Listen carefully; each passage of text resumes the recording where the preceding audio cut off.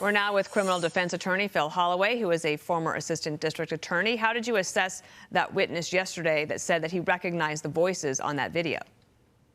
Yeah, good morning, Dana. Great to be with you guys. Look, alibi evidence, if you're a defendant, can be very powerful, and it can win you the case if you have a solid presentation. They really need good alibi witnesses. But in this particular case, this is a great example of how an alibi can cook your goose if the prosecutor can refute it. And that's what they've done. If the jury in the deliberation room comes to the same conclusion that the state's witnesses have, that this was, in fact, the defendant's voice that was at the murder scene just minutes before these brutal murders took place, it's over.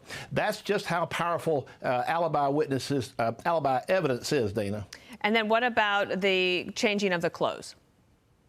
All right, so look, the idea is that if he was there doing what he said he was doing, which was checking on the bodies, he would have a lot on him, okay? He didn't have a lot on him. If they can prove that he's taking actions like changing his clothes and basically using these types of efforts to get around criminal liability, it shows he's got a consciousness that what he was doing was wrong and that he's trying to deceive law enforcement. The jury will see that, and that also is very powerful information that this jury will use, I think, to convict him. But it's important to remember that the defense has not put up its case yet. They still have their case in chief. It's going to be interesting to see what they can do, if anything, that will counter this very powerful prosecution evidence, Dana. And then the judge is set to rule on a very important issue today. Tell us more about that.